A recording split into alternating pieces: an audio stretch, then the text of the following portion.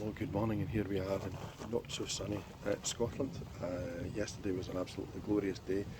Lorna and I were up at Glencoe and drove through in wonderful sunshine, whereas today it's not so great. I know that there are people out there who love the sunshine. I don't, for a variety of different reasons, but it's on the turn. Autumn is here, and it's not going to be too long before the clocks are going to fall back. It's spring forward and fall back. Interestingly, the word fall for autumn was originally an Old English word which was adopted by the Americans, and now we assume that it's an American word when it originally came from England. And climate change has been much in the news over the last 7 days. Now, I could be accused of becoming a grumpy old man, but one of the things that came to mind as I watched this was something that I saw a Facebook post about later, which I had to nod in agreement about. I think that what the young girl Greta has done has been fantastic, it's been superb, asking us questions, and one of the reasons I think it's been wonderful is because she walks the walk. The contrasting pictures between her school protests where she was solo 1 year ago and now with many thousands on the streets is quite remarkable. The fact that she decided when she was going to travel to America that she was going to do it by boat is walking the walk, and I think that as a beacon of not just understanding but also of somebody that you should attempt to follow, there are very few better examples. Considering people like Malala Yousafzai in recent times, and many in the past of Greta's age, have achieved such wonderful things, it shows that the youth have a lot to give us. However, I wonder how many went on their protests having been driven there. I wonder how many went on the protests with bottled water. I wonder how many who went to the protests actually understand that the key to change starts with yourself. So, as I said, I'm likely to be described as a grumpy old man because my generation hasn't done much better. In fact, my generation's probably done worse. But one of the issues that I think is really important is stop taking children to school in cars when it's just down the road. Make them walk. Get a bike. Stop using bottled water. Use the tap. I use sparkling water, so there's a little bit of hypocrisy in there. I prefer sparkling to plain old water at the tap. But I'm not going to go on a climate march because I want people to stop doing it. But I do think that the move towards less plastics, which is great, the shopping that gets delivered to me comes without any packaging in it. Now, I wonder whether me going to the shops is going to be less carbon footprint than getting somebody to deliver it. Possibly, I don't know. It might be less of a carbon footprint to have it delivered because there's one van doing it all the way round rather than several cars going in different journeys. I've got no idea. But what I do know is that we live in a society now of strange parallels. We have a society which is more obsessed with how we look and our weight, and we have more gyms, and yet we have an obesity and a diabetes crisis. How is that ever possible? You would have thought if you throw resource at it that what would happen is that we would be affected. And the fact is, like everything, most things are targeted at those who can afford it, and those who can't afford it don't get it. And one of the things that's also come out this week, it was Chris Boyd's saying a week or so ago that he felt that football was becoming a middle class game. And this is a constant refrain from a number of people. And I agree with him. However, then was pointed out that what he charges for his football academies. So he's part of the problem as well as part of the gun of people trying to make it different. Part of the problem and part of the gun is also something down Somerset Parkway. We are joint top of the league, second only in goal difference. Our game yesterday against Alloa Athletic, we won 4-1. It was 4-0 up within half an hour or so. I believe certainly 4-0 by half time. Played such sublime football a week ago, played even better football yesterday, and the manager is considering whether or not he's going to go and accept the job at Partick Thistle, because Ian McCall is a Partick Thistle legend. He's somebody who has an affinity with the club.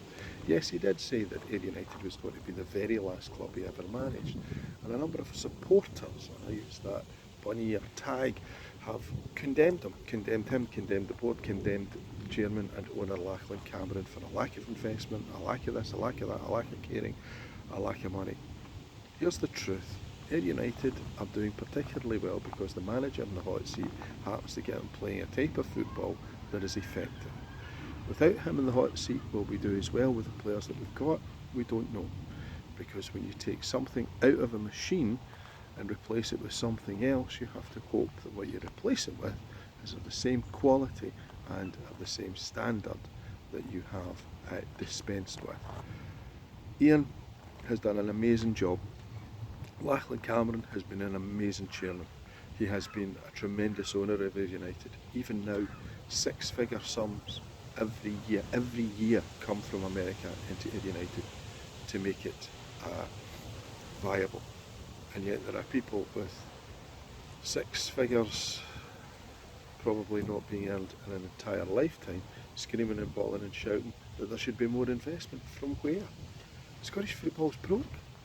There's no money in it. There's nobody buying clubs because they want to make money out of it. The number of people who I see on forums going on and on about the money that Lachlan Cameron must be taking out of the club, are you mad?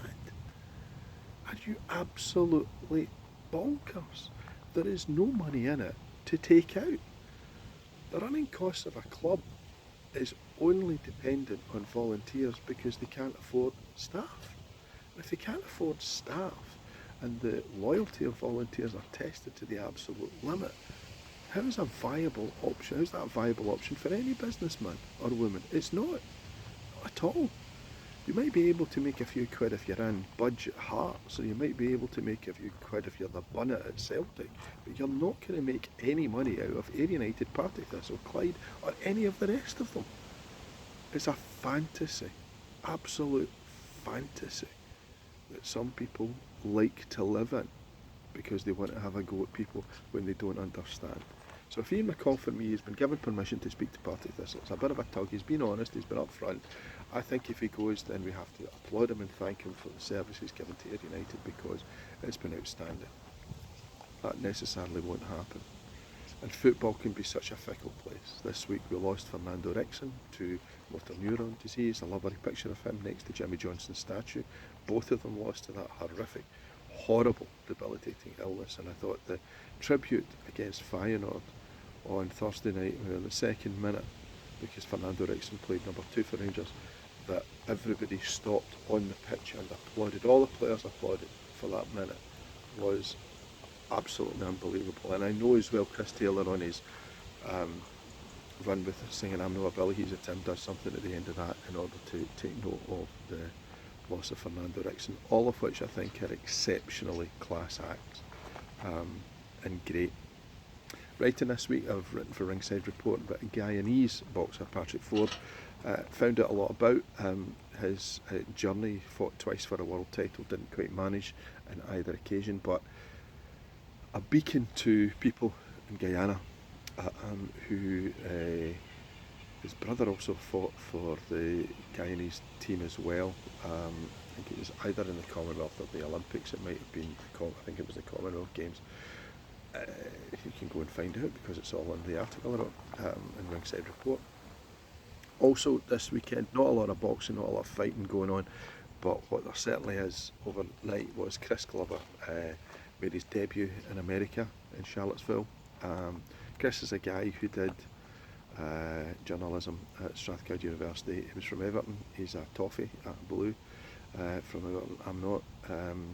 And he eventually made his debut in a professional boxing ring over in America whilst he's there, and well done to him. He got a TKO, technical knockout, in the first round. Superb. What I've not written about and I'm about to write about is Junction 25, an innovative young persons theatre company in Glasgow, down at the Tramway, which is closed because of a lack of funding. And we've mourned a number of things, we've had a furore over a lot of things, to do with the arts and to do with theatre over the last couple of years, and to find us in a position where we are losing companies of the stature and standard of Junction 25 is yet another increasing sadness to add to the many that have been there.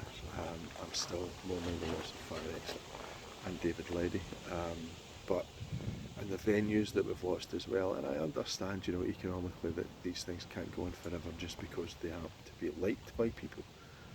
Fancy that. Something that's good, being invested in and given an opportunity to grow. And there's not a bottomless pit, is there not? There seems to be a bottomless pit for quite a few things. This week coming is going to be a challenging one. I think I mentioned last week that Chris Kane and I are doing a podcast, and this week we start recording, and I'm going to be doing laughing yoga and a boxing gym in Airdrie. The two are not connected, but I will be connected next week, and it won't be in my back garden, it will be somewhere a little more exotic. So from me for just now, bye bye.